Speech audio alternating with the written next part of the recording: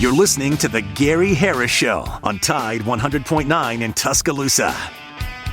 The Humana Honor Medicare Advantage Plan gives you $1,680 back each year in your Social Security check. Choose coverage that helps you keep more money in your pocket.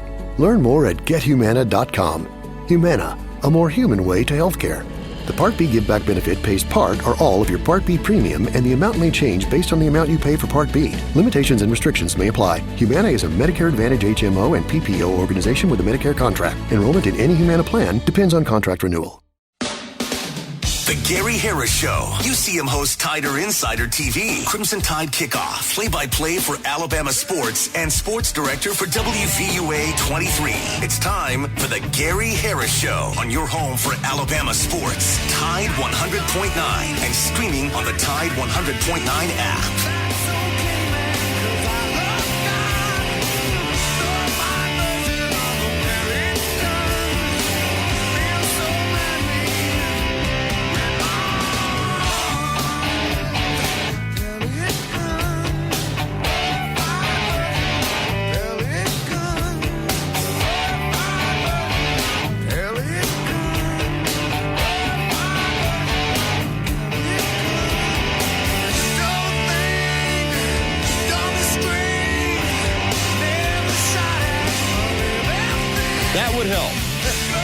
I've been sitting here just rattling away. Wyatt's sitting next to me, and I wondered why the music kept playing.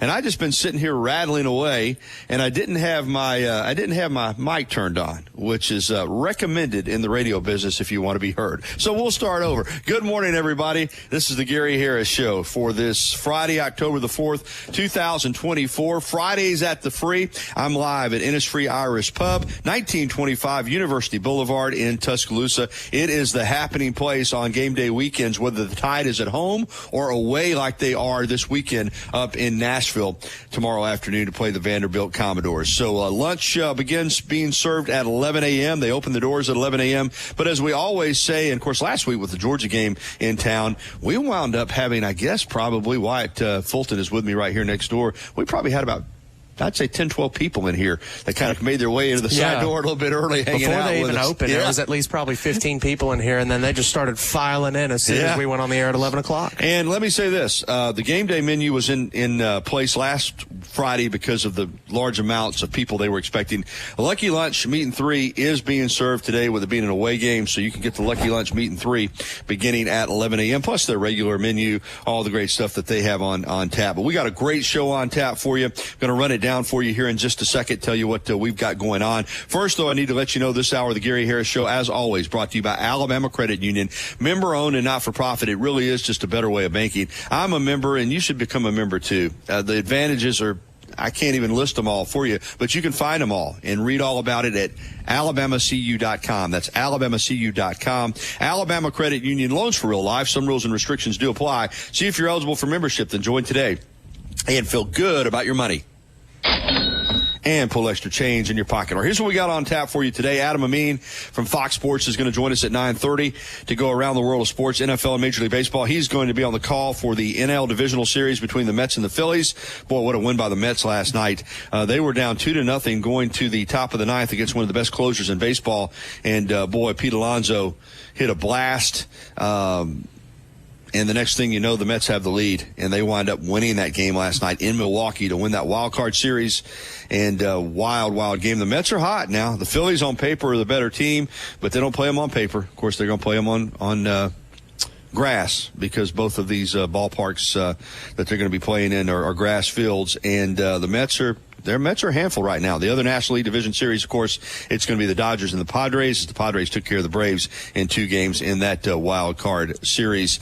Also last night, exciting game in Atlanta. The Falcons are 3-2, folks. Don't look now. And they've won 3 games that went down to the wire. That's not like the Falcons. Last night, down 30-27. They kick a field goal on the final play of regulation to tie it. And then on the first drive, it's the Falcons going right down the field and scoring a touchdown to end the game 36-30 and beat the Tampa Bay Bucks. So the Falcons are in first place in the NFC South. Imagine that. College football last night, Troy got pummeled at home by Texas State. Troy is really struggling this year, which is unusual. They're usually pretty good. But, of course, we're going to be talking a ton of Alabama football today. Also on the show this morning, I'll have my SEC point spread predictions. I was only 2-4 last week. So let's see here. I hadn't added up my total. Yeah, there it is. I'm 24 and 23-1. So I'm barely over 500, but maybe I'll have a big week this week. All right, by the way, a programming note, not going to run a trivia contest today. I know yesterday I said that I was, but to be honest with you, I just haven't gotten. I've been so busy this week and had planned to go to Nashville and for the game tomorrow, and now that's not going to happen because of some issues at the TV station with staffing. So I'll actually be on the air tomorrow night for the 10 o'clock sports at WVUA 23. But not going to run a contest today. We'll start the trivia contest presented by T-Town Menswear and T-Town Gallery in the University Mall. We'll start that back next Friday for the home game against South Carolina. So just make a note of that. I know yesterday I said we would run trivia, and we will every other Friday. Just this week I just didn't get what I needed to do the trivia contest. So we'll pick that back up next week. All right, Alabama football. Wyatt is on the headset with me, so I don't get a chance to visit with him very often since he's sitting here right next to me. We'll do that. I've been saying all week, and obviously Josh Chapman, former Alabama player, current staffer, feels the same way, putting the rat traps out in the football facility. These are the kind of games that test your maturity. When Nick Saban was here for so many years, we were always just used to the process, and you don't play to the scoreboard. You play to a standard regardless of the opponent. And I feel like that's going to be the case here with this coaching staff. Great start so far, but this is the first time. Everything's a first for a first-year coaching staff, right? And for Kalen DeBoer, your first SEC game last week, your first mega environment game, pass that test, get the win. But now you go on the road to a place that, let's just be honest, even Nick Saban said on game day that it's tough to play in the SEC everywhere but Vanderbilt. Alabama traditionally, and I've been up there a lot of times, has as many or more fans than Vanderbilt. Yeah. Now, I think tickets, that may not be the case. Tickets are tougher to get now because they're doing the work at First Bank Stadium, and instead of the 41,000 capacity, it's a little bit under 29. So a lot of Vanderbilt people who maybe in the past would have sold their tickets may not be selling their tickets. There's not as many tickets available, and you got a pretty good football team. Of course, Diego Pavia, we've talked a ton about him, and why not? He is just he's juiced up this Vanderbilt team, the quarterback transfer from New Mexico State. They're 2-2, but they feel like they should be 4-0. Honestly, they should be. They let one get away they came back and led Georgia State late and lost that one, and I thought, to be honest with you, outplayed Missouri up there in Columbia before their bye week. So my point is, Wyatt, and I want to get your opinion, Alabama's, I think, going to win the football game regardless. I don't know. I'm not at practice. But if they didn't prepare well this week and they didn't put in the work that they need to put work in, this could be a tougher game than a lot of people expect. Now, if they're dialed in, I expect the game, if not over by halftime, to be over some point in the third quarter. Mm-hmm. But if you don't do the work during the week and expect to go up there and get a dominant result, you won't. So we're going to find out, I think, on Saturday how this team handled its business coming off that Georgia win. I completely agree. And, like you said, Josh Chapman putting out the rat traps and stuff, making sure we're avoiding this trap game. I say we make sure Alabama is avoiding this type of trap game. And we've seen it before under Nick Saban. How many times did Alabama beat LSU in a very high intensity, high emotional game, and then you turn around and you're in a dogfight with Mississippi State the next week or some other lower tier SEC team? And so this is one of those games that I think is going to help us kind of decide, okay, is this Kalen DeBoer team for real? Can Alabama get things done? Can Alabama have that it factor? Or is Alabama going to go up in Nashville and put up a stinker of a game? And we're talking about, hey, they were trailing or just barely leading Vanderbilt in the fourth quarter like we were talking about against South Florida. If you want to join us in the conversation, the Pinnacle Park at North River Hotline is open for business at 205-342-9904, 205-342-9904. The thing about a game like last week is, because that was an instant classic. I mean, it was physical, high emotion. 3 games in one. You had an Alabama blowout. You had the amazing Georgia comeback to take the lead, and then you had Alabama answer the bell again. That game can leave you, like you said, not only drained a little bit, but also filling your oats a little bit. And we Link, we silenced the naysayers again, and now we're just going, it's Vanderbilt. We own Vanderbilt. It's been a long time since Alabama's lost to Vanderbilt. I think, in fact, it was 1984, I want to believe, was the last time that Vanderbilt sounds right. beat I was Alabama. Researching that earlier this week. So, again, it's a test of your maturity as a football team. It's a test to see, does the process continue? Is the standard, even with the new coaching staff? And do you go up there and take care of your business? Also, I think it's going to be interesting why the game plan for Alabama on offense, because let's be honest, Nick Sheridan and company, same thing with Kane Womack on defense. They sprung some stuff on Georgia. They did. They sprung some stuff that they didn't have on video and caught Georgia off guard. Now I think, especially with the run game, the plan was to run Jalen Milroe against Georgia in that first half, get him out on the perimeter, and he was deadly.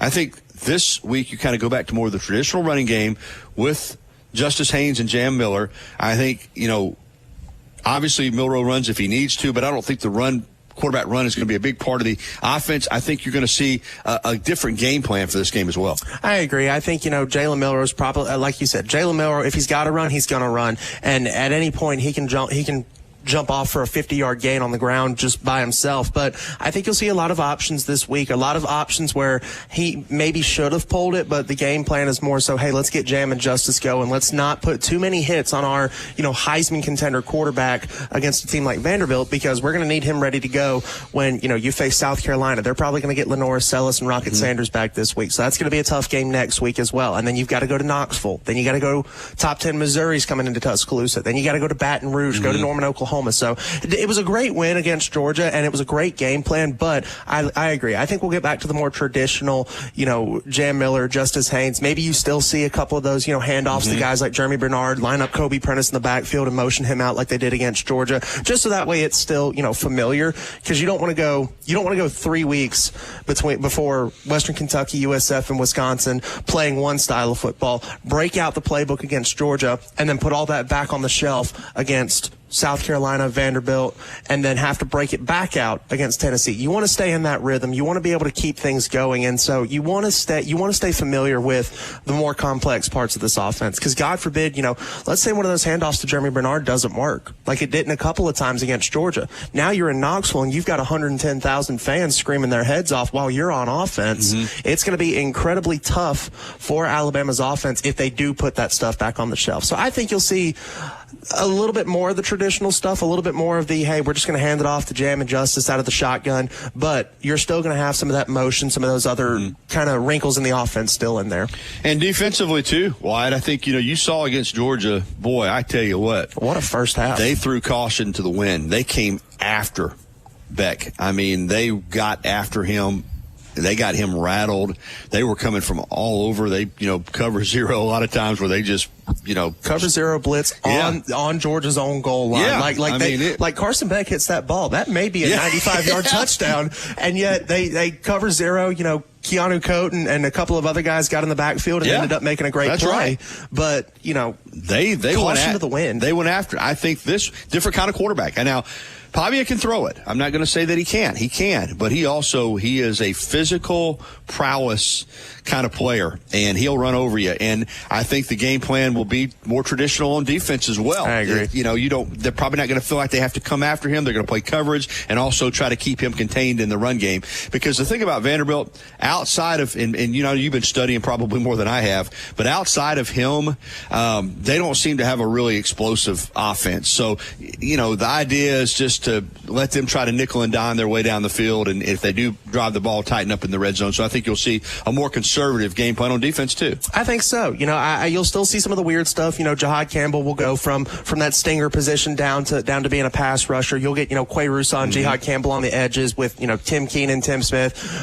Pick a defensive lineman and just throw them both out there, because Alabama's defensive line has been kind of a nice surprise. I know we talked in the preseason, they've got a ton of depth, but that depth is now providing really good minutes, really good snaps for Alabama in the pass rush and in the run game as well. But yeah, I think you'll see a more traditional game plan. I expect, a guy like Keon Sabb to play pretty close to the line of scrimmage. You're not overly worried about Vanderbilt hitting a deep shot on you like that, like Georgia had the ability to, and we saw Georgia do it a couple of times there as well. So I think you'll see a guy like Keon Sabb play close to the line of scrimmage, a little bit more. You may put a little bit more on this young secondary just to make sure they're still growing, just to make sure, hey, look, that Georgia game was not a fluke. Like, you guys still have a lot to grow up with and do. Now, they did a great job. Zabian Brown rebounded very well, because if Carson Beck, literally, I think 2 plays before, threw a jump ball and Xavier Brown was the corner that if Beck puts a better ball on that, that's a touchdown for Georgia, and then on the other side, Jalen Mbakwe as well had a couple of nice reps. So you want to put a little bit more on these corners against a team like Vanderbilt, so that way they can put on good tape, build confidence, and say, hey, look,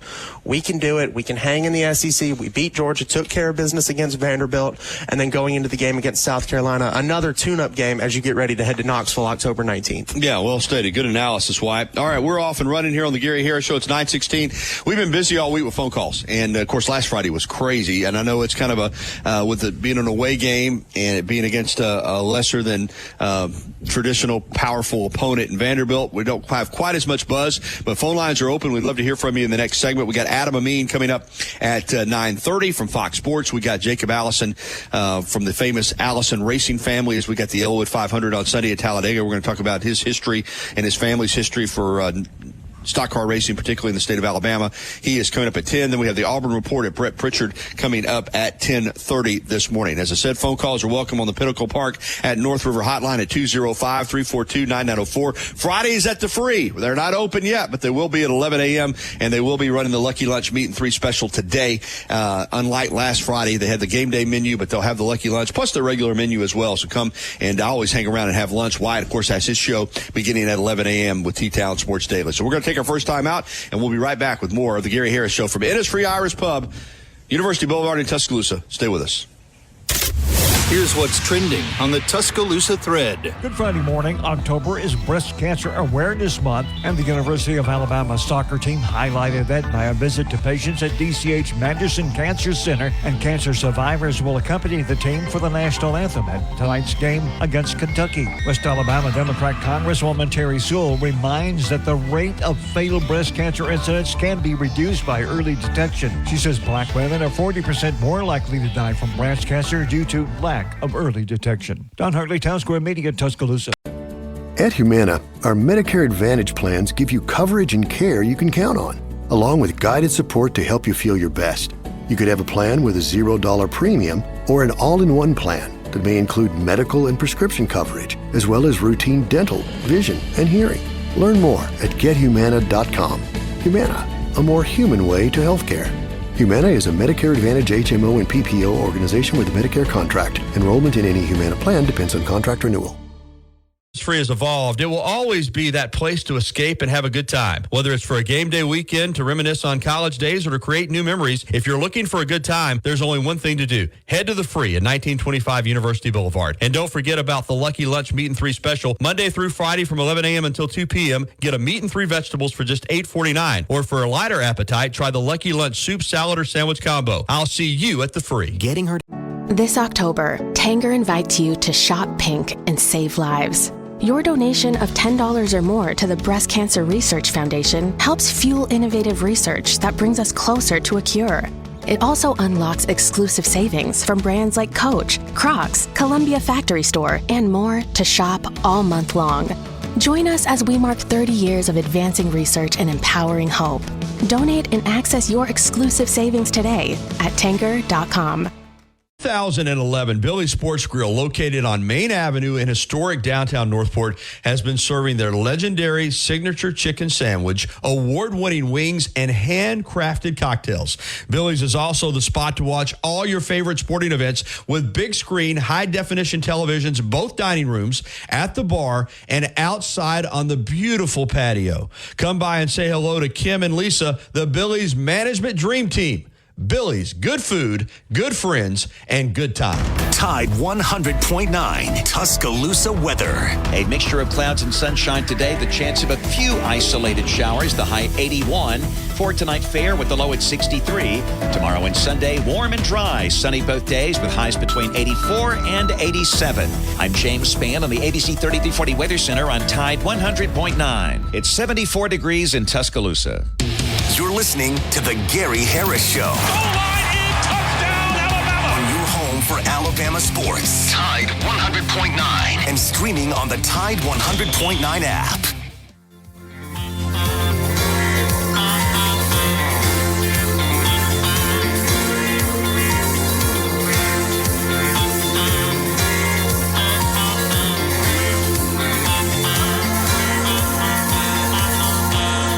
Edition of the Gary Harris Show, part of Fridays at the Free at Innisfree Irish Pub. All that great weekend music to get you ready too. Where are my phone callers at this morning? I'm a little bit disappointed in all you folks out there. Usually on Friday, man, you're right here with me, ready to go, biting at the bit. This morning, kind of quiet on the phone lines. It just caught me off guard. I guess it is a little bit of the Alabama-Georgia hangover, I suppose. But I'm not hungover. I'm ready to roll. All right. SEC games this weekend. Again, the lineup, 6 SEC games. 5 of them are SEC versus SEC. So, in other words, all of them in conference except for one game. And there's several byes again this weekend as well. Remember, there are 2 byes this weekend, or this year, instead of just the one bye. Alabama's already had one bye. They'll have another the weekend before LSU. But here is the schedule. Alabama, of course, at Vanderbilt in Nashville. That's at 3:15 tomorrow afternoon on the SEC Network. Other games tomorrow, Missouri at Texas A&M in a top 25 matchup at 11 a.m. on ABC. Let me go ahead and give the spreads here, too, even though I'll do my picks later.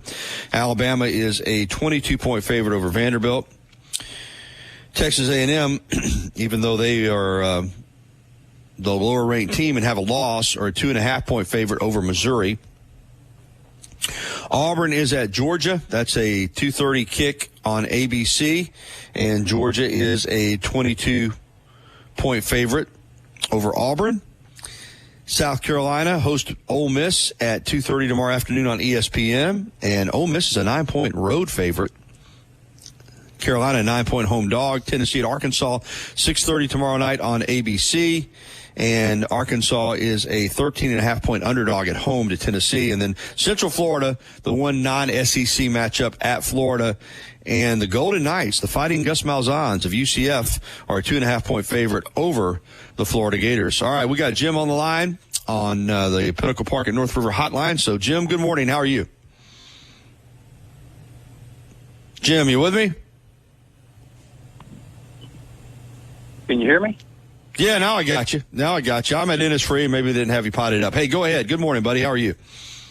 All right. Hey, I know it used to be illegal, but now with the new NIL, is it like, can any player, like Bama player, go and eat free at a restaurant if the owner wants to buy their meal for them? Absolutely. Or let me say this.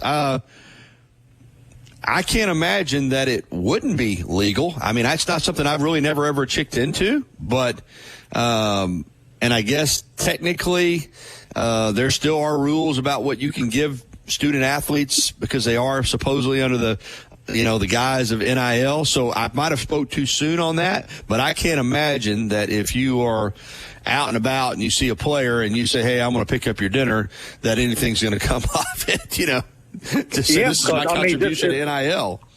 Yeah, I mean, because if it is illegal, say it is legal, okay, I would think there's some of the restaurants there in Tuscaloosa would be, fighting over players to come in to eat free. You could definitely, hey, listen, as a restaurant, you could definitely arrange it as an NIL deal. Let's say you wanted to, assuming they wanted to do it, if you found a couple of players that wanted to, endorse your restaurant, and in exchange you said, hey, you eat free anytime you want. Yeah, that's an NIL deal. So again, Jim, I don't know. I think there are still rules, believe it or not, there are still rules in place, and the NCAA has rules in place about what you can give and can't give. But at the same time, it is pretty much, these collectives pay players, and different outlets pay them. So I can't imagine why you couldn't just, if you wanted to hook them up with free meals every week, I don't see how, any way that you couldn't do it.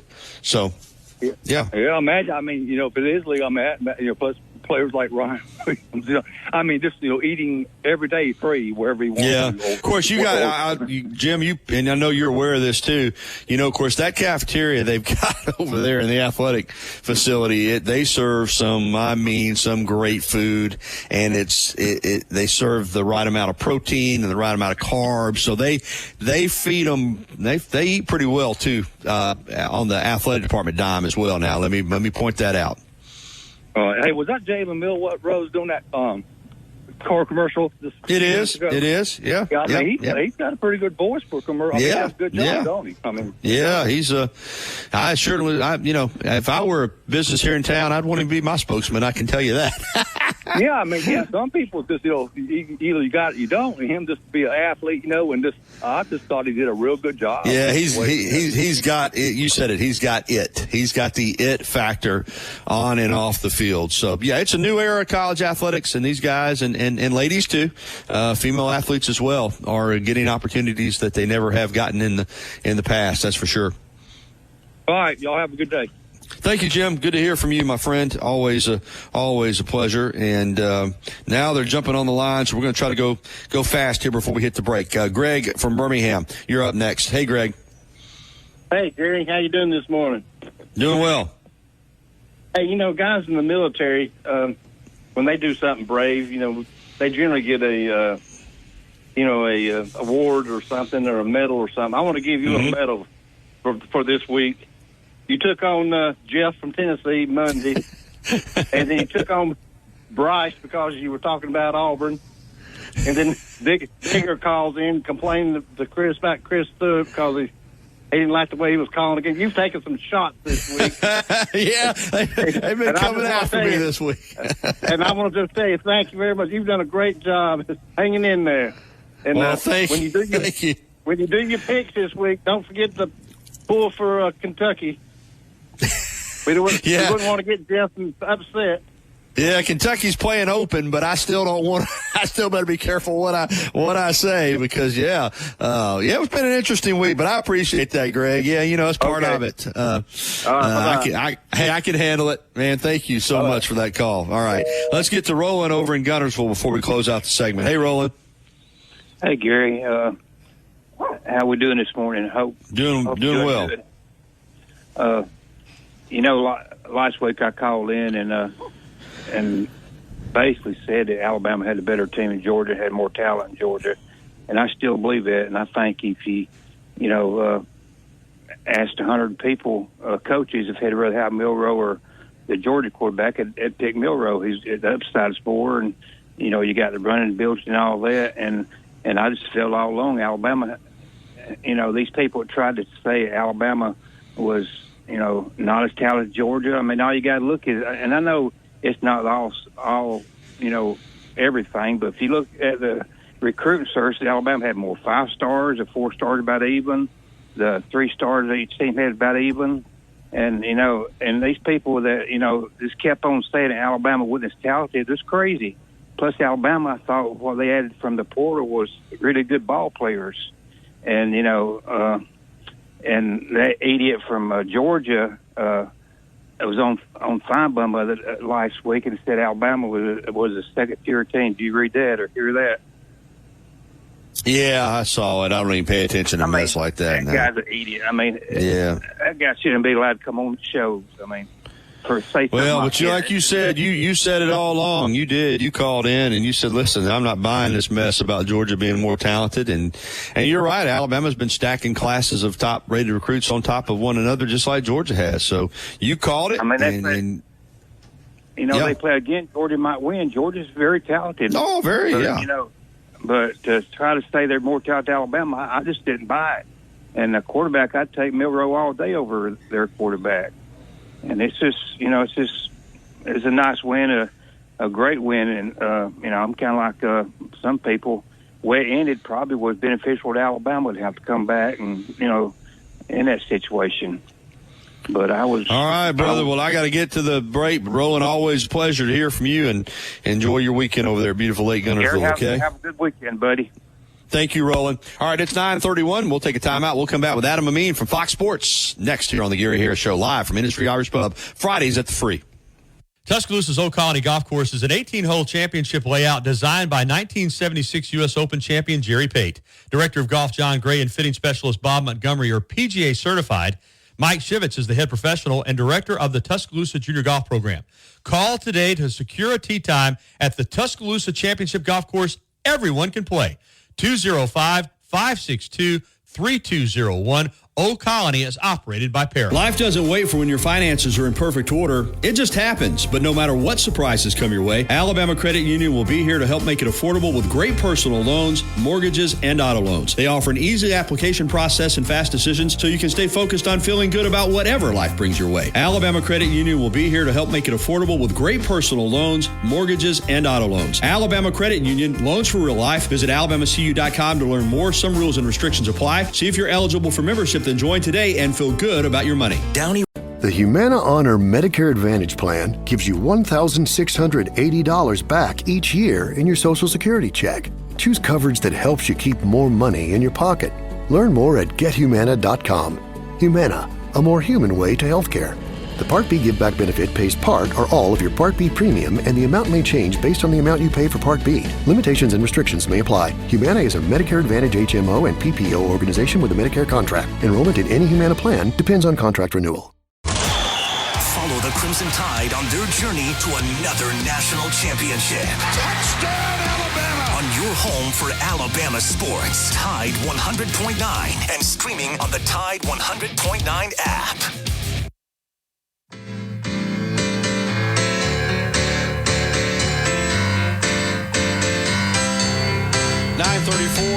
Gary Harris, welcome back to Innisfree Irish Pub, part of our Fridays at the Free.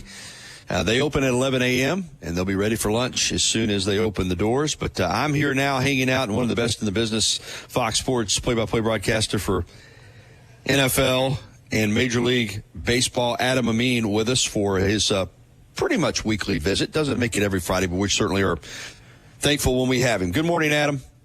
Good morning, my friend. How are you? Doing great, man. Excited to talk some Major League Baseball with you. And you are going to be on the call for Mets Phillies, and can't wait for that series. You're talking about a red-hot Mets team against, on paper, a Phillies team that, 1 through 9, they can flat out swat it. You're going to be there with Adam Wainwright, AJ Pierzynski, and Tom Verducci. Let's start with how the Mets got there. Phillies, of course, won the National League East, and pretty much we knew they were going to be sitting in this position. But for the Mets, had to play in Atlanta, a doubleheader on Monday. They won that first game in an instant classic to advance to the wild card. Then they go to Milwaukee and get a win, but then lose game 2 and look dead in the water going into the 9th last night against one of the best closers in baseball. And then it happened for the Mets. So magical run for, I don't know if these are the miracle Mets, but boy, they've been on a nice roll. I mean, 2 of the most dramatic wins in franchise history, you could argue, in the last week. It's been one wild week for the New York Mets, to say the least, with all the travel. It's been a basically 2-week, 3-city, 3,500-mile trek with with a couple of champagne celebrations and a hurricane mixed in.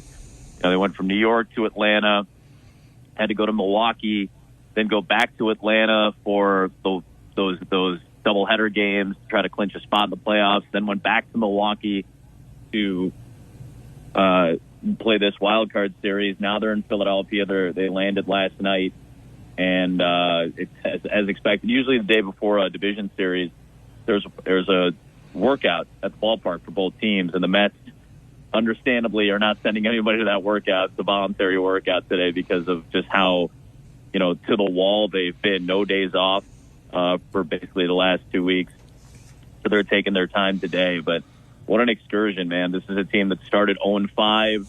They had to recover. They were 11 games under 500 at one point in May. They've had to kind of bounce back and consistently get back into the swing of things. And they've been, you could argue, just straight up, record-wise, certainly it's true, the best team in baseball since June. So what a run. What a dramatic Game 3 last night. I mean, the Alonso home run, the signature swing of his Mets career. The guy's hit almost 230 home runs while wearing a New York Met uniform, and none bigger than that one. Yeah, he had not been swinging the bat that well. I know you were watching it, and I had it on at the TV station. The discipline in that situation not to try to do too much. I mean, you say, well, you're trying to win the game, and you got a couple guys on, but that swing was a compact, stayed back on it. Obviously drove it over the right field wall, but in that situation to be able to, calm your nervous system like he was able to do and come through like that, as you said, one of the great moments in New York Mets history. I know Pete Alonso, as you said, 230 home runs or whatever, but in that situation, it's one thing to hit a home run in a 6-2 game, in May, but to come through the way he did last night, that's what legends are made of. And when you play for the New York Mets, he's going down now as a legend. Absolutely. I mean, he'd already kind of cemented a status. He's already number 3 in Mets history in home runs and the prolific power he's shown since he showed up in the league. Hit the 53 home runs as a rookie to set the major league record, or the NL record at least. And it just, there have been a lot of up and down moments. He was, I think, 5 for his last 38 when he hit that home run last night. And the thing about the pitch he hit it on, it's one of the best pitches in baseball. It's Devin Williams' changeup. It's called the Airbender. It's been one of the toughest pitches to hit. He does not give up opposite field home runs. He did last night. That was a rarity as well to see. And listen, there are only a few ballparks that may have gone out in, but Milwaukee's one of them. And to your point, he didn't try to do too much with it. The pitch just got too much of the plate, which, it's not as if that hasn't happened to Devin Williams before, but his pitch is so good that he gets a lot of swing and miss. He gets a lot of whiff on that pitch. And even if it's in the zone, he gets a lot of swing and miss. And for Alonso, who has that prodigious power to kind of go with that pitch and be able to generate that level of velocity to send it out, that was a screamer. That was a hard hit ball. That was a screamer, and that it just got over the wall. And I mean, what a moment for him. For a guy who's going to be a free agent at the end of this year. That's been a point of contention for Mets fans all year. Are we going to sign this guy? Are we going to keep this guy? And I'm sure there were plenty of people that when Alonso was going through a couple of slumps over the course of the year, in particular during the postseason or going into the postseason, people I'm sure were like, all right, they're going to lose this game and the Brewers are going to win the series. And I guess Pete Alonso has played his final game as a New York Met. And then what happens? This completely shifts the narrative as well. And even if he doesn't stay with New York, a home run like that, a legendary home run, as you aptly put it, Gary, that changes the price tag a little bit too. That's going to be the type of pitch and hit that, and swing that people look back on as representation. I'm sure we'll look at and say, hey, don't forget what this guy did when the moment was at its biggest. He hasn't had a lot of playoff opportunities. He's played 6 playoff games, all in the wild card series, a couple of years ago against San Diego, this year against Milwaukee. This is the first time he's going to play in the division series. He's never gone this deep in the postseason. So, who knows what's in store for Pete Alonso. What about the Mets now? You're doing game 1 tomorrow. As you said, short turnaround. I mean, it's a great feel-good story, but on paper, the Phillies should win this series. The Phillies are really good. They are really, really good. And whether it's the experience, the postseason experience that these guys have now, especially at the top of their lineup, it's Schwarber, who's won a World Series. Trey Turner has won a World Series. Bryce Harper is seeking that World Series, but has had legendary playoff moments already and has made a couple of deep runs these last 2 years. It's a very familiar lineup. Bohm and Castellanos and Stott and Real Muto, Marsh. These are all guys that have a ton of run together now these last couple of seasons, really 3 years now. And they're a dangerous team at this time of year, and they're well rested. And because they've been through it, they kind of understand how to use that rest. I think there's a lot of, I never like to use the rest versus rust argument. I never like to talk about that because I think it's too individualized, right? You can't assume that, Philadelphia lost game 1, that layoff must have hurt. I don't know. Is it really about the layoff, or did the other team play better and they just didn't execute, the way they need to? I think it has a lot more to do with that. And Trey Turner the starting shortstop for the Phillies said as much. He goes, "This layoff is good for us. We need the rest." They worked out this week. They did intra-squad scrimmages. They got some health back for their rotation and their bullpen. They'll be well rested. Their bullpen has been, key for them these last couple of seasons to make deep playoff runs. So they're really good up and down. I said earlier in the year, I think they're the least flawed team potentially in baseball and certainly in the National League. I thought they were the least flawed team. There wasn't a ton of things that you could look at and be like, well, that's definitely the problem. They don't play great defense. They're okay defensively. I think offensively they're excellent when they're hot. They might have the best 1 through 4 rotation for any team that's remaining in the playoffs between Zach Wheeler, Christopher Sanchez, Aaron Nola, Ranger Suarez. They got 2 lefties and 2 righties in that 4-man rotation right now. Their bullpen has been good. They've got Carlos Estevez, who they picked up at the trade deadline from L.A., as a really solid closer. They've got multiple guys who close games. I think they're the least flawed and most consistent team in baseball right now. All right, Adam, let's quickly go around the other series. We'll stay in the National League. Padres and Dodgers, great rivals there in Southern California. Dodgers, much like the Phillies, just kind of sitting and waiting. But this is a Padres team that, they've looked good down the stretch for sure. They were hot, down the stretch, and they played really well. They might have the best bullpen in all of baseball. Like their bullpen has been a big reason why they've been able to hold on to leads. Their offense has given them leads early. That's what they did against Atlanta in those 2 games that they won. They were able to get leads and hold on. And it's weird for the Dodgers to be in this situation where they're looking for revenge. I did the series 2 years ago when the Padres beat LA in the division series and went to the NLCS against Philly. And, the big thing was we're trying to slay the dragon. The ownership had talked about it. AJ Preller, the GM, had talked about it. The players had talked about it. Like, that's our big rival, and we're the little brother. And they finally, punched back, and they won that series in really impressive fashion. And it's weird for the Dodgers to be in this situation, but they're going to have, they're going to have their pitching lined up. Yamamoto's going to go in game 1. Jack Flaherty, who they picked up at the deadline, is going to go in game 2. And, they're more rested in their starting rotation. Ohtani is Ohtani. He's the best player in baseball. There's so much you have to contend with the Dodgers that it's still a really tough matchup. But the Padres have the chops. They know they have the familiarity, and they've got the stars. And I think that's something that you always have to look at. That's why the Detroit story is so fun to track for this playoff run, because they don't truly have like a star yet. They've got great players, and maybe Tarek Skubal, who could win the Cy Young. He's the closest thing they have to a young budding star, but they're all young guys. The sum of their parts is so great.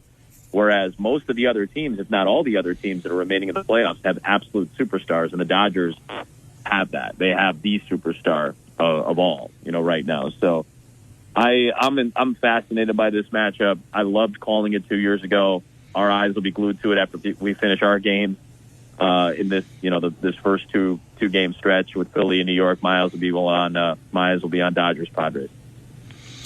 All right, in the American League, since you mentioned the Tigers, let's start there. Cinderella story, and then they took care of the Astros, and now they get the Guardians. Hot team, like you said. What an incredible stretch to get to the postseason, to even make the playoffs. I know Minnesota gave them some help by kind of blowing their big advantage they had. But, another cool division series. They've played more than 2,300 times, and they're playing in a playoff series for the very first time. Really, really cool. Same thing, by the way, for Phillies and Mets. Almost 1,100 meetings, never played in the playoffs. Tigers have young stars. We talked about it. Skubal is their guy, but he's only going to be able to go so often because he had to go in that wild card series. I think this Tigers team is really good when they can stack hits. It's a little bit of a concern. They don't have a ton of power. Cleveland has gotten better in terms of power hitting over the course of this season with Stephen Vogt as their manager. I think he's done an excellent job, and their approach to hitting at the plate Chris Valaika's done a pretty good job as their hitting coach. They might be able to out-homer Detroit, but Detroit got hotter as the season went on. Spencer Torkelson had an up-and-down year, but he had a good stretch late. Javi Baez can, change the game, but he's a strikeout machine who's hit under 200 this year. I have some concerns about the Tigers. I think they pitched great. I don't know if it's going to be enough to hold Cleveland in check. I think Cleveland's one of the toughest outs in all of baseball. They're a low strikeout but high power team, and they hit a lot of doubles. They have speed. So, I'm probably picking Cleveland in this series. I think overall they're the better team, but I've been really impressed with the run that the Tigers have been on just to get to this point. And finally, I think most of us expected to get Orioles-Yankees. I was hoping for Orioles-Yankees, but Kansas City said, no, we're going to go into Baltimore, and we're just not going to let them score.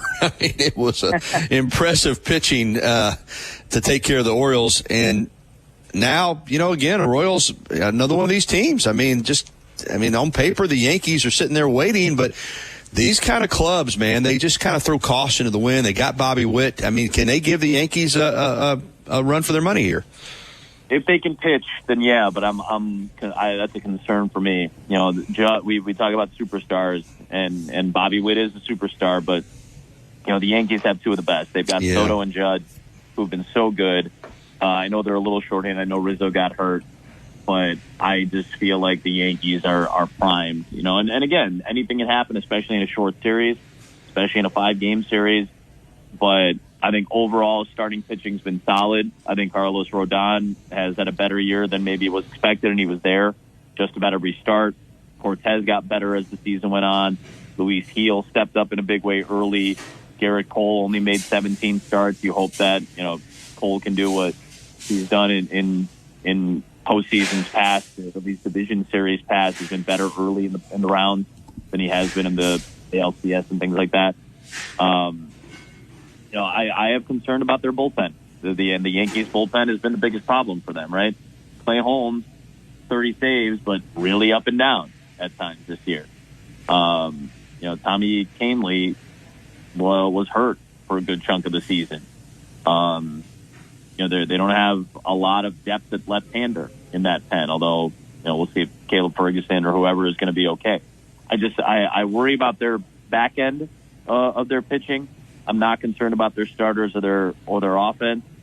Listen, the Royals pitched really well. If they can pitch somehow, if they can be consistent against Judge and Soto, then they've got a shot. Otherwise, I think the Yankees are the better and more prolific team. All right, can't wait to watch your series because I'm really fascinated with Mets Phillies. Let's get to a little NFL. Let's start with last night. I had Orlando Ledbetter on yesterday for the Falcons Report, and he picked the Bucs, but he said, it's time for Kirk Cousins, who'd been okay, to step up, and he liked the signing. And then last night, Kirk Cousins stepped up. My Lord, the Falcons are 3-2 and have won close games.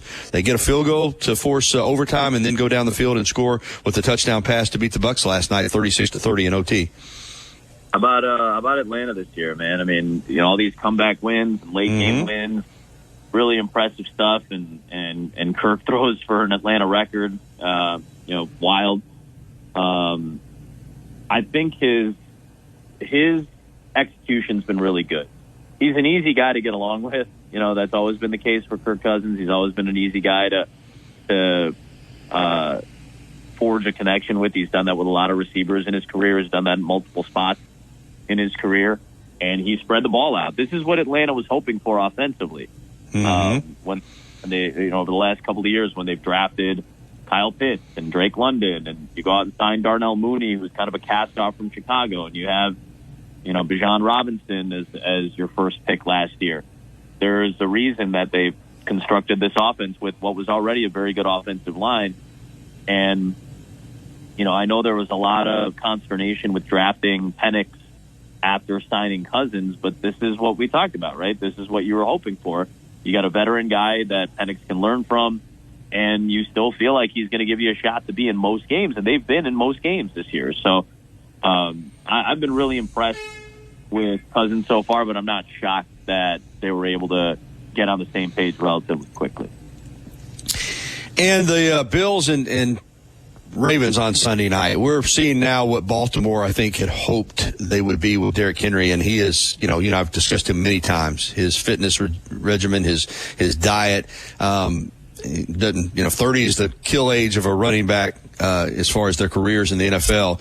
He's defying it, and this team, I know they're just 2-2, but boy, they look serious when they get it going on offense in the 3 different phases like they did against Buffalo. Yeah, then they look great, and this is what we talked about, right? Can you get Derrick Henry and use him right? And they've started to recognize that this is when he's at his best, when you lather him up, when you let him operate like this. I mean, he's gotten better every game, right? I mean, he had, the touchdown in the first game against KC, but granted, playing from behind a little bit didn't help, but they got away from the run game. He had, I think, less than 20 carries against Las Vegas. That's the game they lost. What have they done the last 2 weeks? I think he's carried it 50 times the last 2 games, and he scored 3 touchdowns. And he had 200 yards against Buffalo. He had 150 against Dallas. I mean, this is what you need to do. You need to lean on this guy, and I don't think Lamar Jackson is upset by that, right? I think Lamar is very happy to have somebody like this that, I mean, listen, Baltimore had dealt with so many running back injuries over the last couple of years that it was just really hard for Lamar Jackson to have consistent help in the backfield, right? I mean, that's been Baltimore's story for the last couple of seasons. The run game hasn't been particularly good outside of Lamar because it's been a lot of Lamar, right? Gus Edwards last season finally healthy, but Lamar is going to be your leading rusher, right? A couple of years ago, Kenyon Drake was in there, and J.K. Dobbins got hurt, Edwards got hurt, Justice Hill was in and out. So, that's been a problem for them lately, and yet now you have a legitimate number 1 running back that can stem the tide for you, that can take pressure off Lamar Jackson, not have to have him make every play. That's a freeing feeling for a quarterback when he feels like he doesn't have to make every single play, and that's part of the reason that Jackson's been so good for a while, is that he's been, good at making the big play when need be, and now you don't have to do that all the time. You still have to do it in the passing game, but to have Derrick Henry to take pressure off this offense, I think has completely changed what John Harbaugh's able to do on that side of the ball. And Adam, in our last minute, I know college isn't your wheelhouse anymore, but you track everything. That incredible game we saw last Saturday night here in Tuscaloosa between Alabama and Georgia. Unreal game. Just so much fun to watch. And again, I'm not back in I haven't been back in the college game for a while, but those are the games that everybody tunes in for you. I saw the TV ratings for them; they were just insane. And Ryan Williams, can you believe this kid? I mean, I'm blown away at the poise, the physicality. He plays so physically. Some of the catches he made, the spin move, to be able to bounce off a couple of tacklers. Like there's some really impressive stuff happening in Tuscaloosa right now, and I can see why they got the bump up to the top spot after a win like that. Absolutely. All right, Adam, we'll be looking forward to catching you on the call of Mets Phillies and the NLDS. Thank you so much for making some time. You got it, my friend. All right, Adam Amin from Fox Sports. All right, we're going to take a break, come back, and real quickly wrap up this first hour right after this. Weekday mornings at 6 a.m. The Martin Houston Show. Join the Martin Houston Show with Martin and Xavier, powered by Box Eye Care, for a Monday edition of the program. We'll add Kennington Smith III to the conversation. We'll get his thoughts, takeaways, good, bad, and ugly from Alabama's big victory over Vanderbilt, and we'll turn our attention toward this South Carolina Gamecock. That's what we have up on the docket for Monday. Hope to see you there. The Martin Houston Show, powered by Box Eye Care. Catch the Martin Houston Show from 6 to 7 weekday mornings on Tide 100.9. The Tide The Humana Honor Medicare Advantage Plan gives you $1,680 back each year in your Social Security check. Choose coverage that helps you keep more money in your pocket. Learn more at gethumana.com. Humana, a more human way to healthcare. The Part B Give Back benefit pays part or all of your Part B premium, and the amount may change based on the amount you pay for Part B. Limitations and restrictions may apply. Humana is a Medicare Advantage HMO and PPO organization with a Medicare contract. Enrollment in any Humana plan depends on contract renewal. If you haven't already, you've got to try Tuscaloosa's unique breakfast, brunch, and lunch concept, Brick and Spoon, downtown Tuscaloosa at Timerson Square. It's fresh food with a Cajun flair featuring a full bar with build-your-own Bloody Marys and mimosas. Open daily, 7 a.m. until 2 p.m., available for after-hours events, rehearsal dinners, receptions, and birthdays. They offer brunch and lunch catering. Call Brick and Spoon at 205-345-5551 for more information. The Humana Honor Medicare Advantage Plan gives you $1,680 back each year in your Social Security check. Choose coverage that helps you keep more money in your pocket. Learn more at gethumana.com. Humana, a more human way to healthcare. The Part B Give Back benefit pays part or all of your Part B premium, and the amount may change based on the amount you pay for Part B. Limitations and restrictions may apply. Humana is a Medicare Advantage HMO and PPO organization with a Medicare contract. Enrollment in any Humana plan depends on contract renewal. Los Tarascos has been serving Mexican favorites like burritos, fajitas, and quesadillas since 1999. Their new location is at 4100 Owen Parkway in Northport. And, of course, you can find Los Tarascos in Tuscaloosa at 110 Skyland Boulevard. The bar areas feature big screen television so you can enjoy your favorite sporting events. Los Tarascos features daily happy hour specials. And for the best Mexican cuisine in West Alabama, remember, the name is Los Tarascos with locations in Tuscaloosa and Northport. Tide 100.9 Tuscaloosa weather.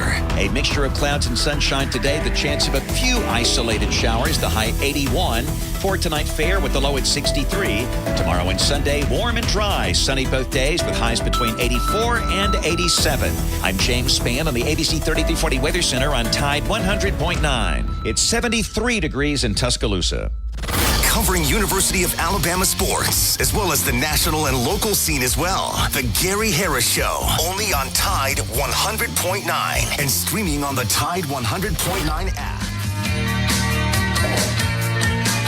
All right, welcome back into the Gary Harris Show live at Industry Irish Pub. Fridays at the Free. They open at 11 a.m. That's going to wrap it up for hour number one. But we're coming right back with hour number two. And we're going to start it off talking NASCAR racing with one of the famous names in stock car racing history, the Allison family. Jacob Allison will join us. Plus, we'll have Brett Pritchard with the Auburn Reports, my SEC point spread predictions, and more. Another hour coming up on the Gary Harris Show live from Industry Irish Pub in Tuscaloosa.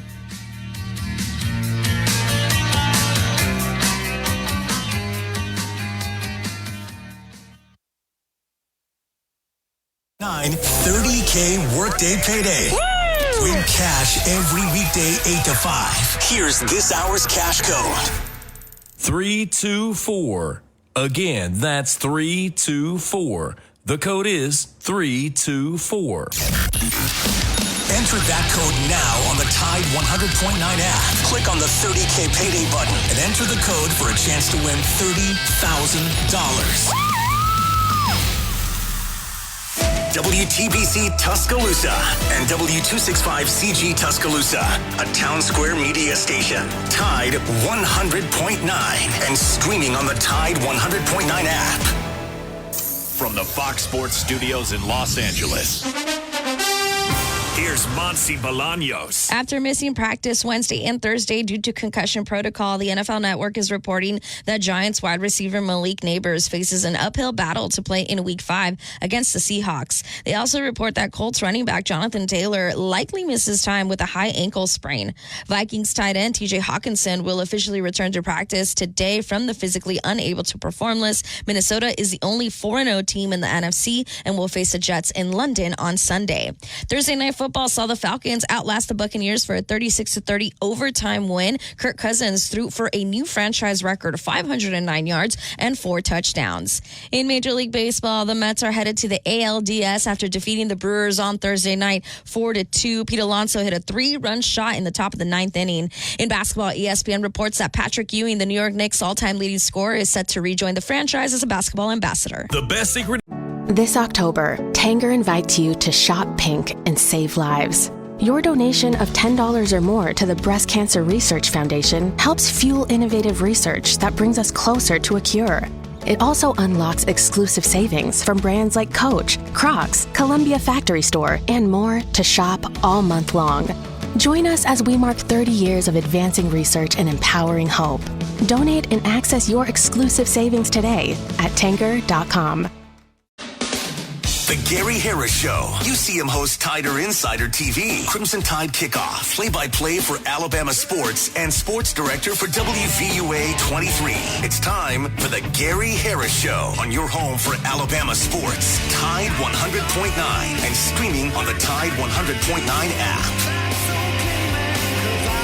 All right, here we go. Hour number 2 of the Gary Harris Show, live from Innisfree Irish Pub. That's right, Fridays at the Free. We're having a good time, even though they're not open yet. They're open up at 11 a.m., but we are ready to go.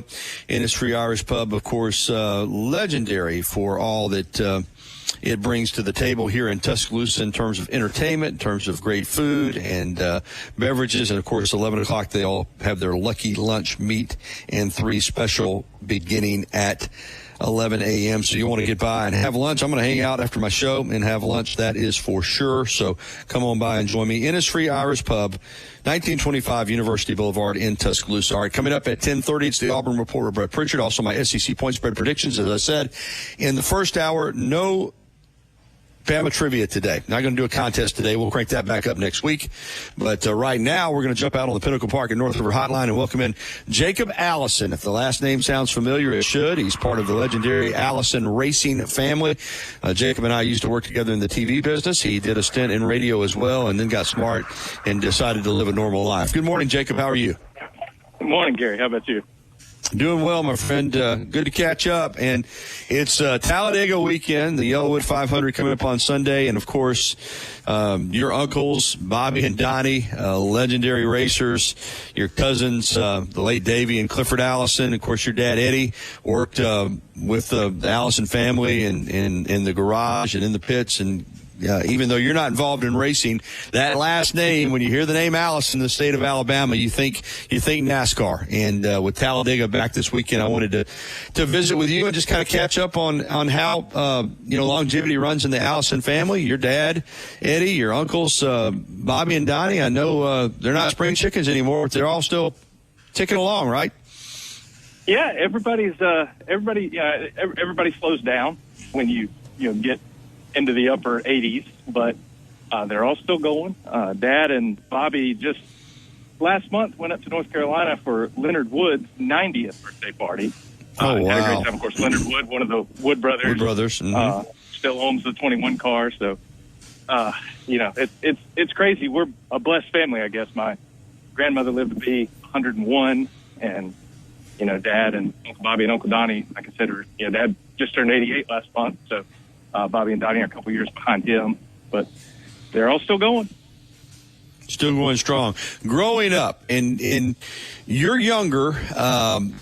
You were younger than all your cousins, and as I said, did not catch the racing bug, but still, as a kid, you were around it. What was that like?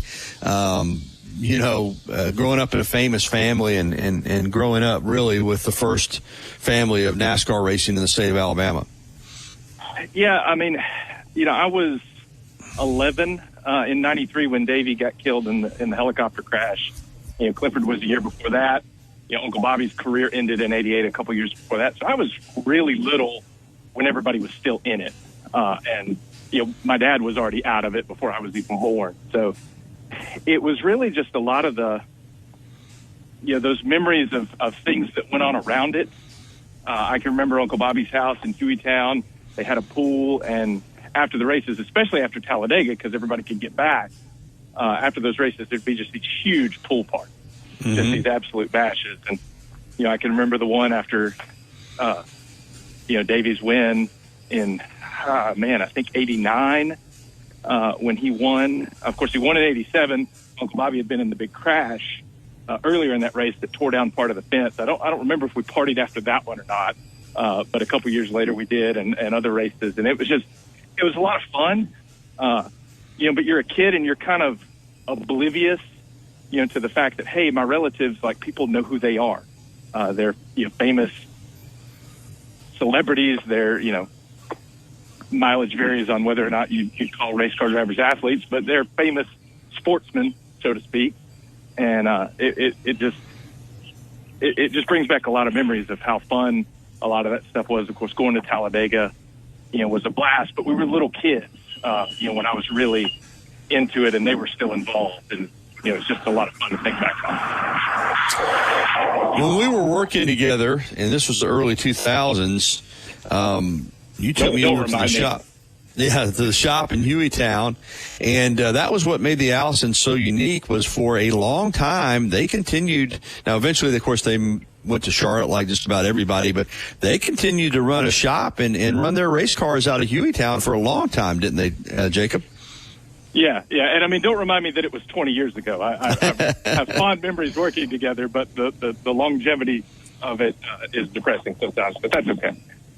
Yeah, they did. Davey ran his, what back then was called the Busch Series, I guess the Xfinity Series now.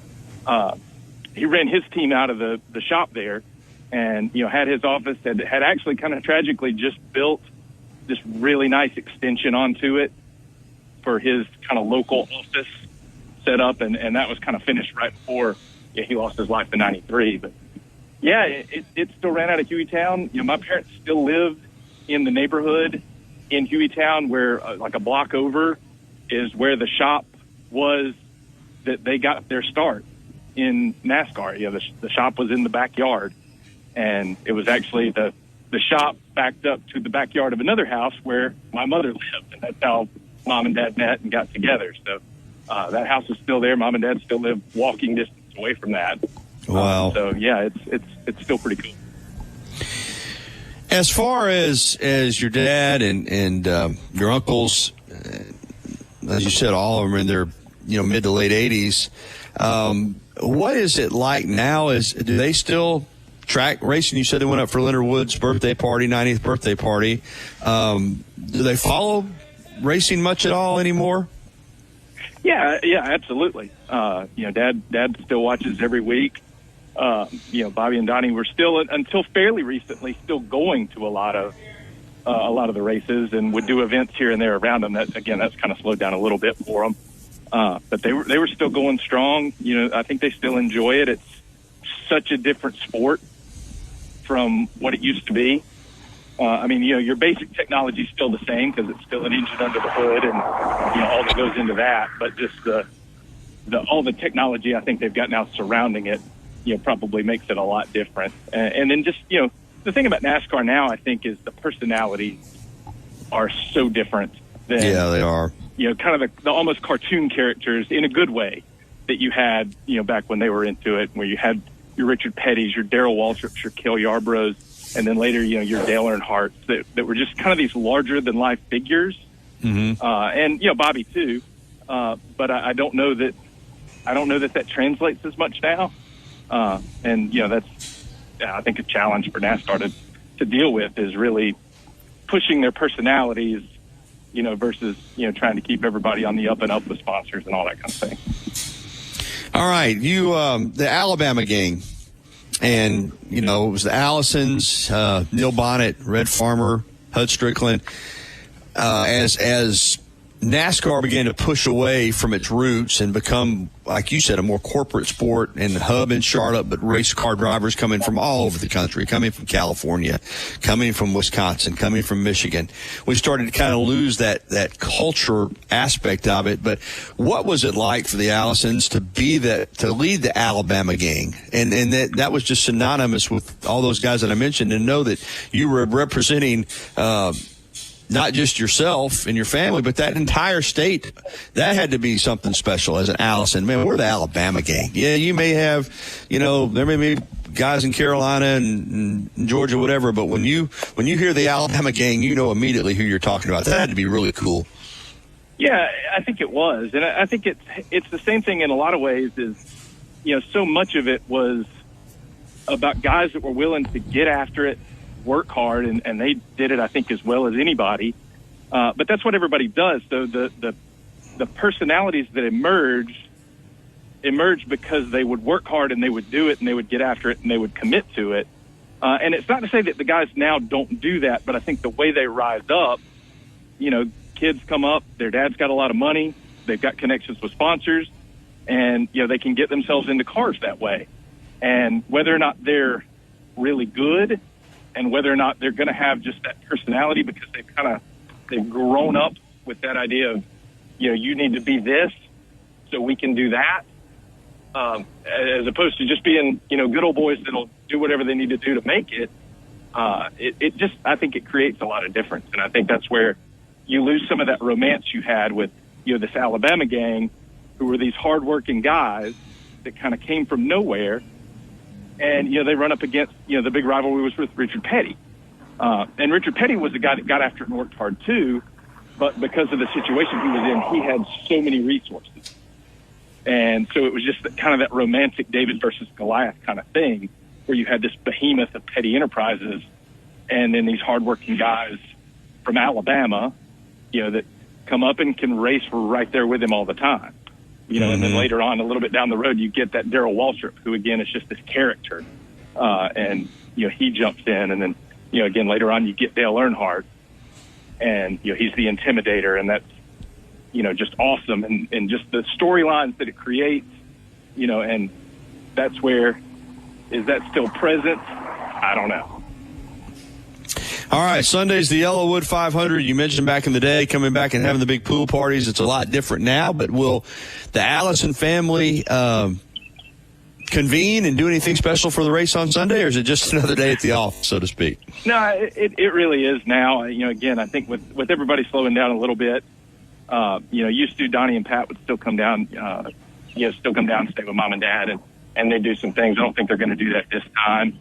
Hopefully next year everybody kind of gets a little second wind, but, as people slow down, they stick close to home and, take care of things. And I think that's how it'll go this time. Well, there's hard to find a bigger Alabama football fan than your dad, Eddie, and I know he continues to track the Tide. I remember working together, and it wasn't quite at the level it is now, but it was still Alabama football through the Mike DuBose years and Dennis Franchione and the little bit of Mike Price and Mike Shula until Saban got here. But how's your dad now as far as Alabama football, and how do you follow it? It's still the same. I mean, it's good. I think I have developed some kind of superpower because, this past week, Georgia, we get out to the big lead, and I don't know about you, but through the whole game, I was getting those 2010 Iron Bowl vibes. Like this, we really should be putting this out of hand. We really should be getting out of reach. We were leaving some points on the table, and then sure enough, Georgia just starts marching back. When they hit the touchdown to go ahead, I said, had it. Turned it off, went upstairs, and, about 5 minutes later, I hear my wife downstairs yelling at the TV. I was like, oh, of course, something incredible has happened. So, I go back and watch it after the fact, but I've done that. So I turned off the Tua 2nd and 26 game. I think at halftime. Yeah.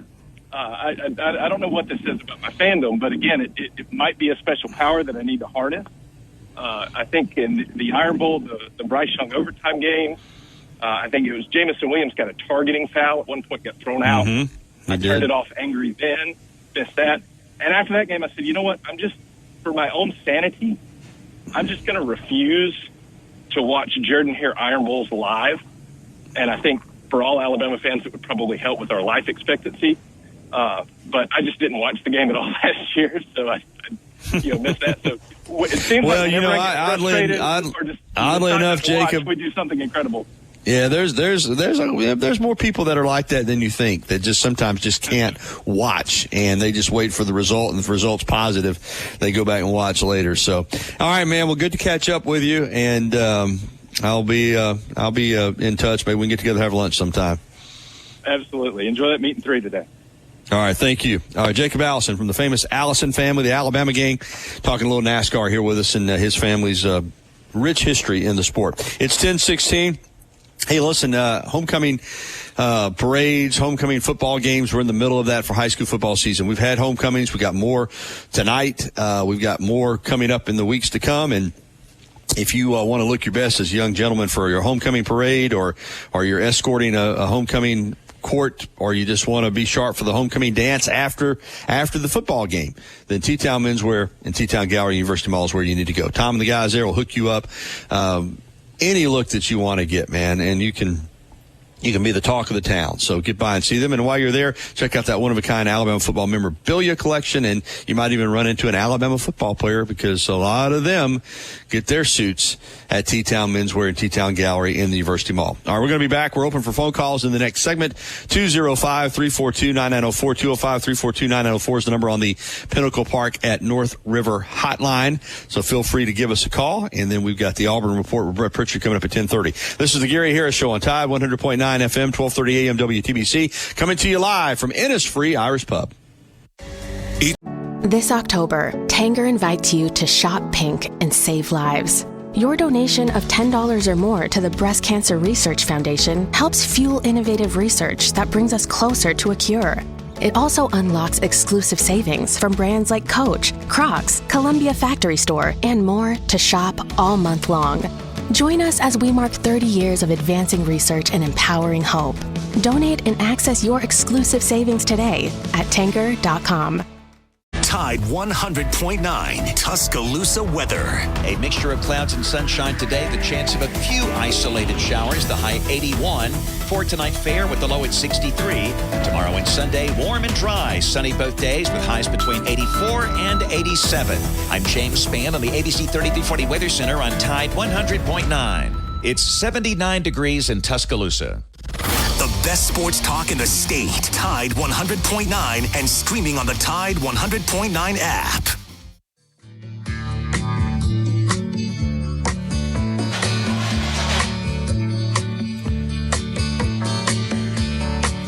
(10:21). Welcome back into the Gary Harris Show live from Innisfree Irish Pub, as we're part of Fridays at the Free on Tide 100.9 FM and 1230 AM WTBC. They open at 11 a.m. and they'll be ready for that Lucky Lunch Meat and 3, the regular menu, all the great cocktails and beers, draft beers, everything ready for 11 a.m. I know it's a road weekend for the Tide, but when you're looking for a place to watch the games on Saturday, obviously Innisfree Irish Pub is ready to go with everything that you need. Atmosphere. It's almost like being at the game, even when you're not at the game. All right, we're going to jump out on the Pinnacle Park at North River Hotline, and that's where I find my pal Ellis this morning. Hey, Ellis. Woo! Good morning, Gary Harris. Good morning. Are you ready to head to Nashville? Change of plans, my friend. We are, and I've talked some about this. You know, we're in a. Going through some stuff at the TV station where we're short-staffed, and we also right now with the transmitter situation, we're not broadcasting on a lot of the outlets, Dish, Direct, Spectrum, Xfinity. That's not why I'm not going, but we're short-handed, and I don't have anybody to do the sports tomorrow night. So if I go to Nashville, then I can't. There'll be no one here to do the sports. So I'm still going to send my crew up to cover the game and send me the stuff back, but I'm going to have to be here in the studio tomorrow night anchoring the sports. Not ideal, not what I want, but as the sports director, sometimes you get to call the shots, but when there's nobody else to do it, it falls on you. You know what I mean, Ellis? So yes, sir. Yes, sir. Yeah. So I'm disappointed. I was ready to. What happens with my job, it falls on me altogether because I own my own business. So. Yeah. Oh, yeah. You know what I'm talking about then. So when there's nobody else to turn to, you have to turn to yourself. So I had to do a pivot, and but that's okay. I'm blessed to get to do what I do. So we'll be So I'll still get to watch the game on television. So. Well, I'm gonna go down. I was gonna stay, but I thought, well, ball game built at 5:30, 6 o'clock, and I said I can still go have fun that evening after the ball game, and then drive 60 miles back up the interstate for the half. Ellis, did we lose you? Yes, we did. Oh, wow. Don't know what happened there, Chase. I mean, he was there and he was gone. So maybe you can call back in. Phone lines are open for the next few minutes before we get to Brett Pritchard in the next segment. 205-342-9904 is the number on the Pinnacle Park at North River hotline. Pinnacle Park at North River, luxury gated townhome community near beautiful Lake Tuscaloosa. Check it out at pinnacleparknr.com. I don't know what happened to Ellis, man. We were rattling along and then he was gone. But again, I had planned to go to the game. I was going to do my show tonight. I have Football Friday on from 10:30 to 11:30. And then, we have to stay and get the show posted on the web. Particularly now, it's important to get it on the web because since we're not broadcasting over a lot of the traditional outlets that we're on, a lot of people are watching the show later. But so I probably wasn't. I don't get out there on, I'll say Friday nights. Saturday mornings usually chase to about 1 or 1:15 a.m. Was going to go home, excuse me, grab some sleep, get up in the morning, drive to Nashville, cover the game, do the post game, put something together, send it back, then get on the road and drive back. And was going to get back in here late on Saturday night. But as I said, we're in a situation where don't have anybody to do the sports tomorrow night, so it's going to be me. So I won't get to go, but still we'll have somebody up there. So, Chase, what do you usually do for the games? Do you? I know you're a Mississippi State and Alabama guy, kind of, but do you watch them on TV? Do you have a party? Do you go out with your girlfriend? How do you usually watch college football on Saturdays? Yeah, when I was with my family, I used to watch them at my grandma's house, and we had a big cookout. We have everybody coming, like our neighborhood. We would just chow down. But now that I'm kind of with my family. Now where was that? Where did you grow up? I grew up in New Orleans, Louisiana. Oh, did you? I didn't know you were from New Orleans. Mm-hmm. You don't have any of the New Orleans. Not that everybody has it, but this week to say that, Gary. A lot of people from down in Louisiana have that Louisiana drawl, but you don't have that kind of a little bit of the Cajun talk. You know what I mean? You don't have any of that. Yeah, I moved from Hurricane. Oh, there you go. I moved once Hurricane Katrina happened in 2005, so a lot of accent that I had wiped out. Because once I moved to L.A., it just wasn't the same.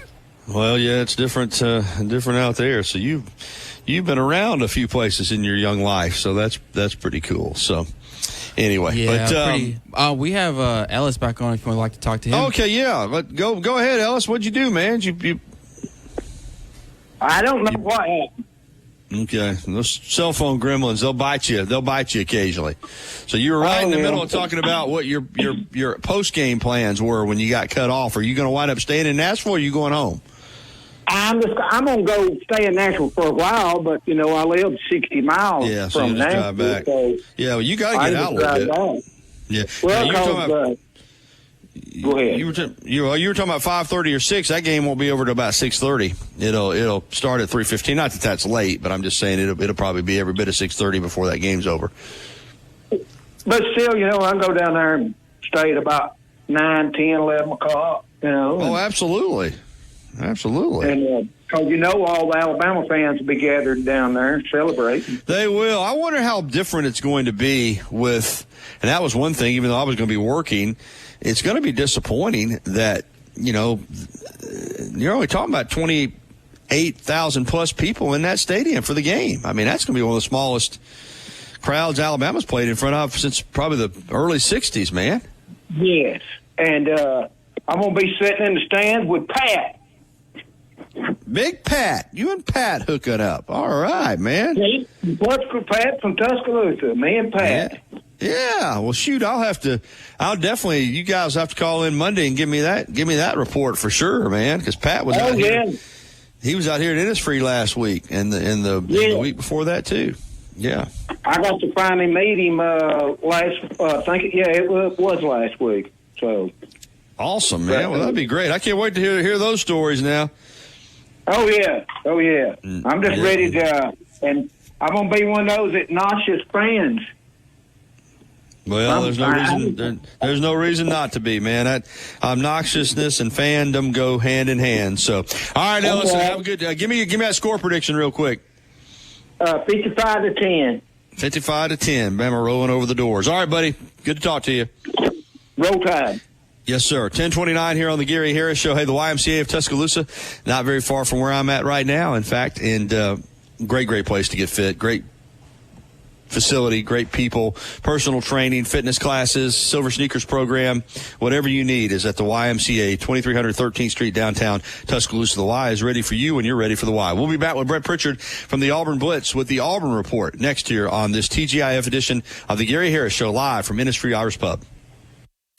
on the next Inside the Locker Room with Coach Wimp Sanderson and Barry Sanderson. Tune in Monday. We'll look back at the Alabama-Vanderbilt game with Max Howell, brought to you by Great Southern Wood. In the second hour, we'll join Doug Bell. We'll find out what happened over at Sanderson Farms with all the Alabama guys, and we'll take your phone calls throughout the show. Inside the Locker Room, weekdays 7 to 9 a.m. on Tide 100.9 and Tide100.9.com. Most tax pros leave a message. It's Jane. I'm moving on to a TurboTax expert who beat your price. Adam Devine, tell him how I feel. Hey, tax pro, she's been thinking twice. Best believe TurboTax will beat your price. This is a tax break. Switch to a TurboTax Live expert and we'll beat what you paid your pro last tax season. Make the switch at TurboTax.com/beatyourprice. TurboTax full service only. Sign up by 12/20/2024 and file by 4/1/2025. Full details at TurboTax.com/beatyourprice. You see him on WVUA 23 covering sports and on Tider Insider TV on Tuesday nights. Don't miss a minute of the Gary Harris Show. Weekdays from 9 to 11 on Tide 100.9.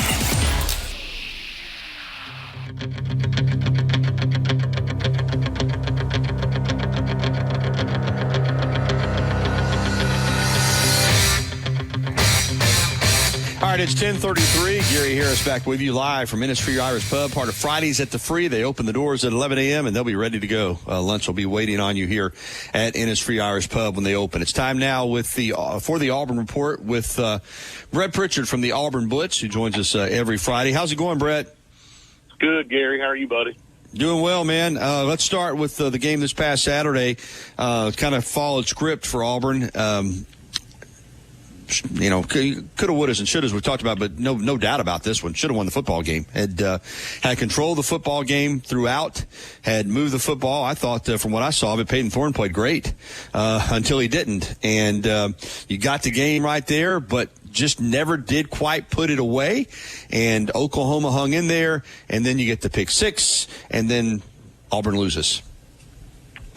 Yeah, you know, I think this one probably stings more than any of them, because you go back to the Cal game, you go back and look at Arkansas, and Auburn just didn't play a good football game, and they still had a chance to win. And, you know, two teams they should have beaten easily, in my opinion, and 5 turnovers in each game, you're not going to beat anybody. So you actually have, you know, a good football team, not a great, but a good football team in Oklahoma coming in that had a freshman quarterback that was making his first start. And, you know, again, I thought Auburn did a really good job of game planning for this, defensively and offensively. And, you know, Auburn had a 2-score lead there, and they didn't do what they needed to do to finish. And you go back not just to the end of the football game, but to the end of the first half. You know, Auburn left 10 points on the field.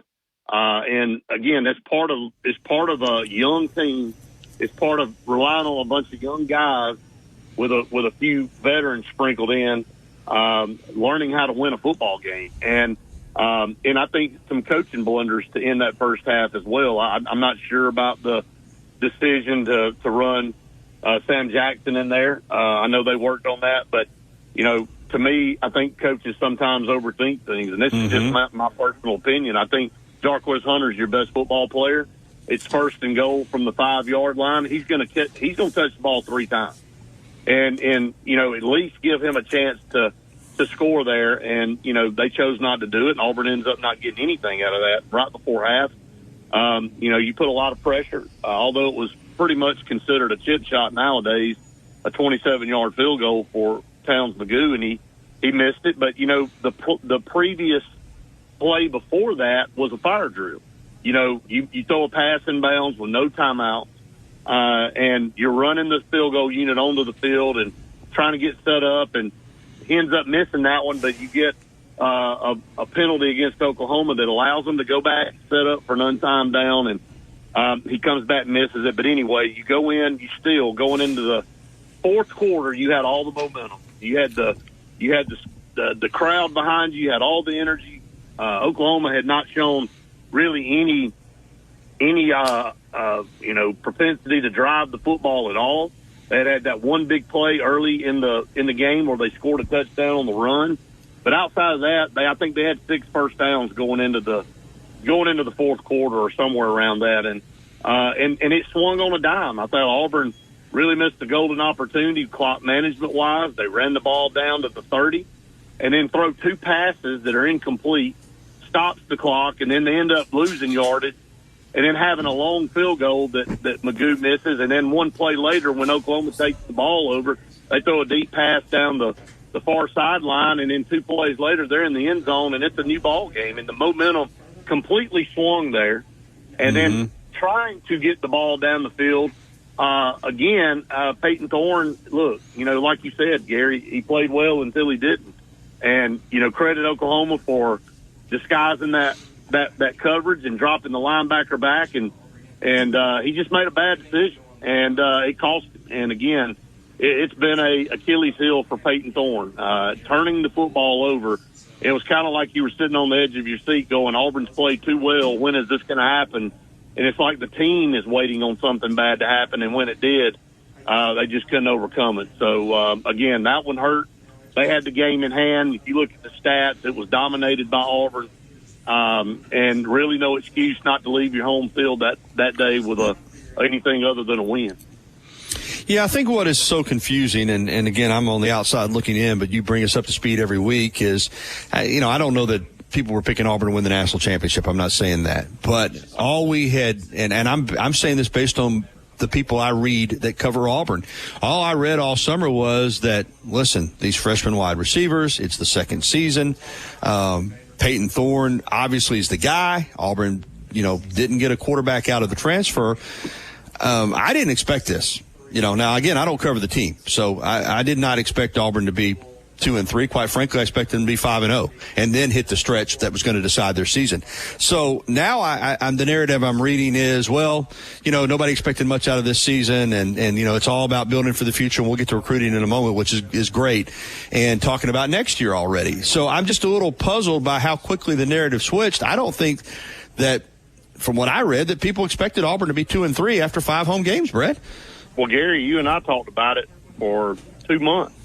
I mean, we talked about this schedule, and we talked about 5 home games, and we talked about, not 5 really tough home games. We thought Oklahoma was the toughest of the bunch, and it ended up being maybe the most winnable outside, of course, Alabama A&M. But the way Auburn played, maybe played their best football in that game. But no, I mean, I think worst case scenario, I don't think anybody on our show or your show or anybody thought Auburn would be 2-3. And I don't think anybody ever predicted a 2-3 start. I think at worst, people said Auburn could be 3-2 coming out of this, and that would be maybe a loss to Arkansas and Oklahoma in the worst case scenario. But majority of us said 4-1 or maybe even possibly 5-0. So I think that it was a horrific homestand for Auburn. I think they missed the boat. They should be 5-0. I know woulda, coulda, shoulda, and all that good stuff, but they should be 5-0. They were better than those football teams that they played. And, now that you look back and you head into Georgia and you head into Missouri and you head into Kentucky on the road, it looks like a very ominous start here for Auburn. It looks like, unless something drastically changes, Auburn could be staring down the barrel of a 2-6 start, which is almost unheard of. And, again, I don't know what will happen from here out. Auburn surprises people more than any team probably in the country. And when people count them out, it's when they step up. But I don't know. It just seems like there's a lot of pieces here that just haven't been put together yet. And the uncertainty that I think was masked in the off season. I think a lot of people knew there was still uncertainty in the quarterback room, but we were listening to what the coaches were saying and Peyton Thorne getting better. And, Hugh Freeze, let's just basically call it like it is. He pushed all his chips to the middle of the table on Peyton Thorne doing what he needed to do to make Auburn, a competitive team this year. And, 3 games in, he'd already benched him, and now he's back to him. And, we're right back to where we've been for a long time at Auburn. It was a lot of uncertainty in the quarterback position. And, when you don't have that person at quarterback that can do what they need to do week in and week out, your team goes as your quarterback goes, and it's an uncertainty right now for all. Yeah, I'm being a little tough on Freeze, and I'm gonna get your reaction because I I look at it and, he did inherit a tough situation, but Lord knows he's not the first coach to do that. And, went 6-7 last year, had a couple of big opportunities that got away. But you go into this year, and I agree with what he said, and we'll get to his press conference, the stump speech that he gave. I thought I was listening to a politician on Monday, but this isn't a 2-3 football team with that schedule. It's not. I agree with you. I mean, it shouldn't be 2-3. Again, maybe not competing for the SEC championship, but I don't know where else to put this. I mean, he's the head coach of the football team. You've lost 3 games that you could have won, all at home. You already mentioned a couple decisions in the last game, and he keeps saying, put players in position. They got to make plays. Well, at some point, you got to help them out. You said there's uncertainty in the quarterback room. I think there's uncertainty with the head football coach right now. And that doesn't mean he can't turn the tide, but where this is headed right now in year 2 is not a good look for Hugh Freeze and this coaching staff to me, Brett. No, I totally agree. I'll tell you, man, to me, you got to put a lot of blame on the guy that's in charge. And we talk about it on our show almost every day. And it's a combination. I think toward the end of that game, majority of the mistakes came from Hugh Freeze and that coaching staff. I mean, don't put your team in that position. Why are you calling that play? Why are you having to tell everybody, I got to be better at telling my quarterback what to do? First of all, that's a split responsibility. I mean, Peyton Thorne's been playing football for 5 years. He's got to know better. He's got to know that, hey, look, we need to be conservative here. We're up 2 scores coming in with less than 10 minutes to go in this game. We got to, even if we don't get points, we got to punt the football and play defense. Our defense is playing really good. They're not showing any opportunity to really put a drive together. And if they do, burn up 4 or 5 minutes, we still have a score lead and we can get the ball back maybe in the game. It's just the whole planning of the deal just seems out of place. It's like Auburn tried to figure out a way to lose that football game. And I've said that multiple times, and I know that's not the case. I'm being, facetious in saying that. No, but that's what it looked like. I give it to you. You snatch victory from the jaw. I mean, you snatch defeat from the jaws of victory. You reverse that saying there because you were up 21-10 and you had all the momentum in that game, and then you give up 17 points in the fourth quarter, and you really give up 17 points in the last 10 minutes of the game. And it's just, again, it's a vibe, and he's ultimately responsible. But you're right. I'm not putting everything on him, but this is not a 2-3 football team regardless. I mean, the roster's better. The teams that they played were not, world beater teams by any stretch. And they were all at home, where Auburn used to be, almost untouchable. And when you look at this 5-game home stretch and you look back at a 2-3 start, it could possibly be one of the more disappointing starts to a football season I can remember, maybe dating all the way back to 2012.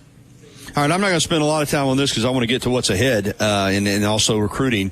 But he came out on Monday and obviously felt the need to explain the situation. Again, I listened to it and thought, am I at the local county fair listening to a stump speech by a politician running for office, or am I listening to a football coach? But I get it. I mean, like you said, he knows they shouldn't be 2-3, and he's trying to lay out the plan for the future. I just think, as an Auburn fan, it's disappointing that your head football coach, only 5 games into the season, is already kind of having to say, well, once again, look at what we got coming in next year. I don't know. I didn't know how to take that. That's why I wanted to pick your brain as an Auburn guy. Well, do you take that as a positive or a negative? I think, Gary, the whole vibe on our show this whole week, and we have been inundated with callers, is that people are just tired of being sold a rebuild. I mean, look, why is it always a rebuild? Right. Why is it always, like you said, 5 games in, we're already turning the page? And it's like, what was your plan coming into this season? I mean, and did your plan for the quarterback room go that bad, and that's where we are now? And people question, why didn't you get a portal quarterback, knowing that there was uncertainty in this quarterback room, that you could go out and possibly get a Cam Ward?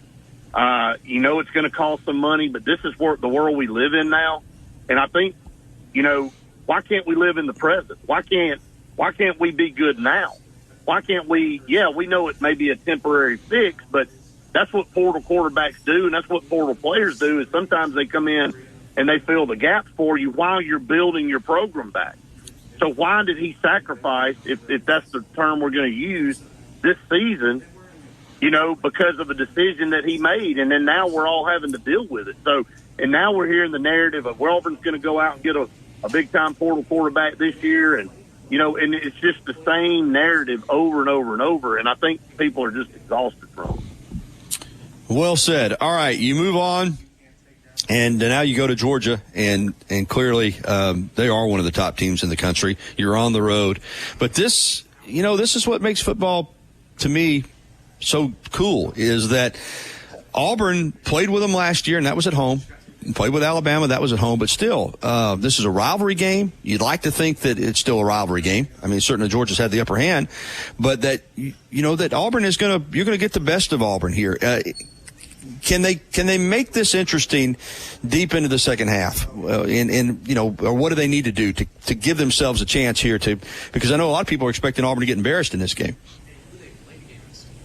The point spread started at 27. It's down to 22. And I know that's not much to hang your hat on. But I think, again, I don't think people still really know who Auburn is. Right. I think there's so much up and down. I mean, we saw Auburn play pretty good football for 3.5 quarters on Saturday. And then it just tanked. We've seen Auburn come out and play horrific football and only lose by 7. Georgia hadn't gotten off to the best start themselves, even though they've been able to win these games.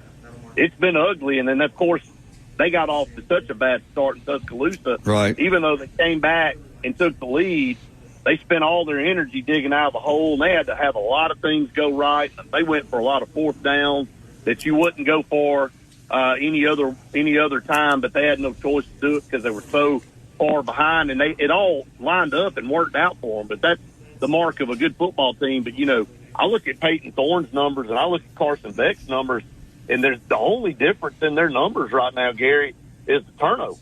I mean, If you look at what Peyton Thorne's done, he's thrown for 1,038 yards.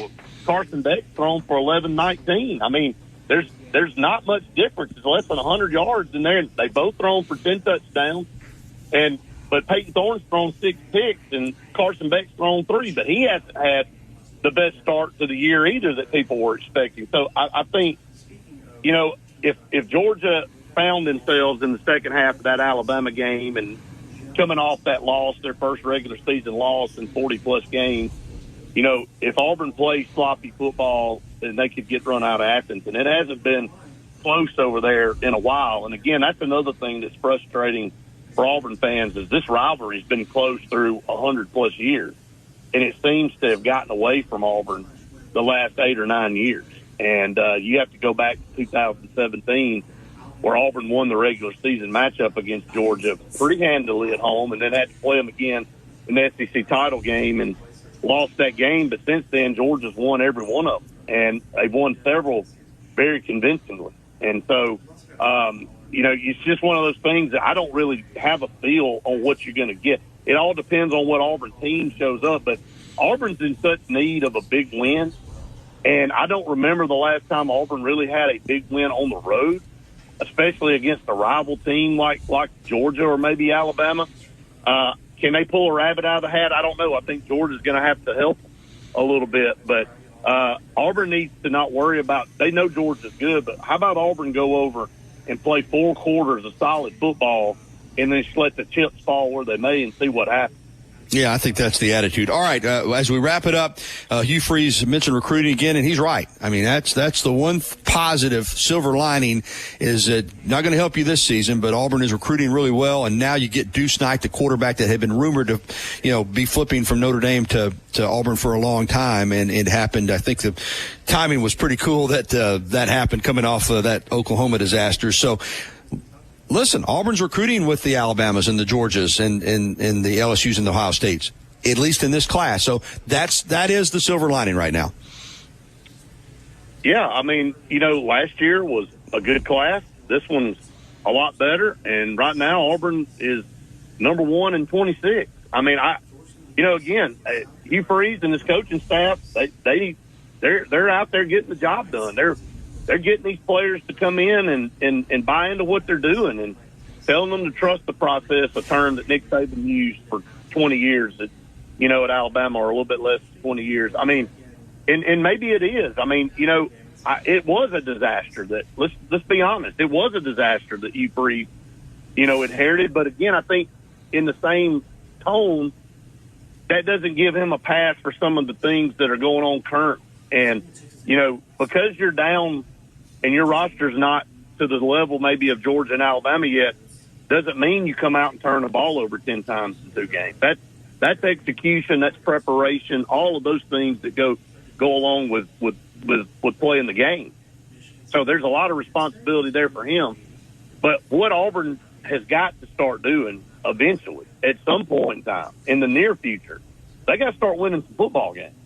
And they got to start showing, hey, look, we need you, but you can see the program's on the right. It's in the right, trajectory. It's going in the right direction. But when you come here, you can help get us over the hump. And I truly believe Auburn's, stockpiling the right guys. But, it's all got to come together eventually. All right, man. Great stuff. Appreciate you as always, Brett. Thank you, Gary. Appreciate you, buddy. All right, it is 10:53. We got to get to the break, and when we come back, real quickly, I'm going to give my SEC point spread predictions, and we'll wrap up the show live from Innisfree Irish Pub. But we're not stopping. Fridays at the Free will continue with T-Town Sports Daily with Wyatt Fulton at 11 a.m. We'll be right back after this. Weekday mornings at 6 a.m. The Martin Houston Show. Join the Martin Houston Show with Martin and Xavier, powered by Box Eye Care, for a Monday edition of the program. We'll add Kennington Smith III to the conversation. We'll get his thoughts, takeaways, good, bad, and ugly from Alabama's big victory over Vanderbilt, and we'll turn our attention toward the South Carolina Gamecock. That's what we have up on the docket for Monday. Hope to see you there. The Martin Houston Show, powered by Box Eye Care. Catch the Martin Houston Show from 6 to 7 weekday mornings on Tide 100.9. Do you have a rent? The Humana Honor Medicare Advantage Plan gives you $1,680 back each year in your Social Security check. Choose coverage that helps you keep more money in your pocket. Learn more at gethumana.com. Humana, a more human way to healthcare. The Part B Give Back benefit pays part or all of your Part B premium, and the amount may change based on the amount you pay for Part B. Limitations and restrictions may apply. Humana is a Medicare Advantage HMO and PPO organization with a Medicare contract. Enrollment in any Humana plan depends on contract renewal. Tide 100.9 Tuscaloosa weather. A mixture of clouds and sunshine today. The chance of a few isolated showers. The high 81. For tonight, fair with the low at 63. Tomorrow and Sunday, warm and dry. Sunny both days with highs between 84 and 87. I'm James Spann on the ABC 3340 Weather Center on Tide 100.9. It's 79 degrees in Tuscaloosa. Catch every game and every moment right here. This is your home of Alabama sports. Tide 100.9 and streaming on the Tide 100.9 app.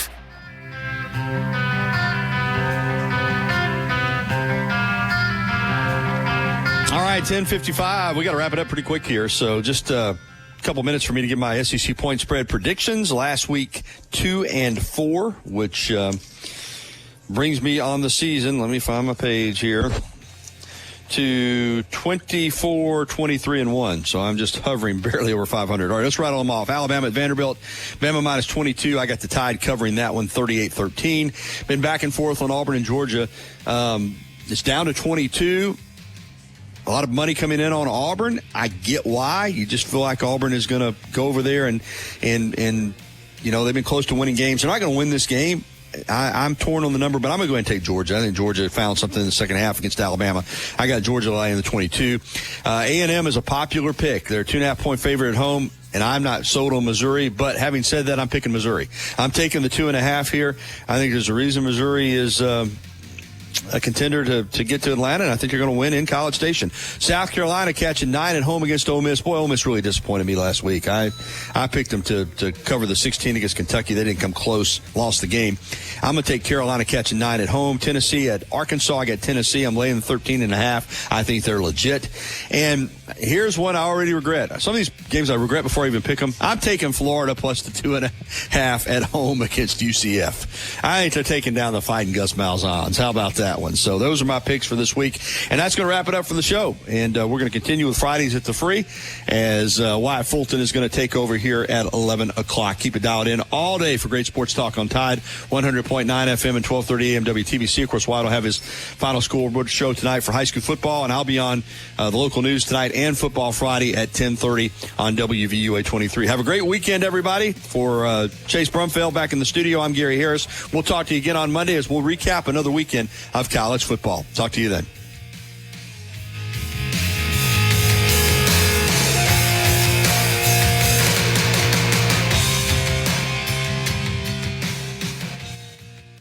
Thank you for listening to The Gary Harris Show on your home for Alabama sports.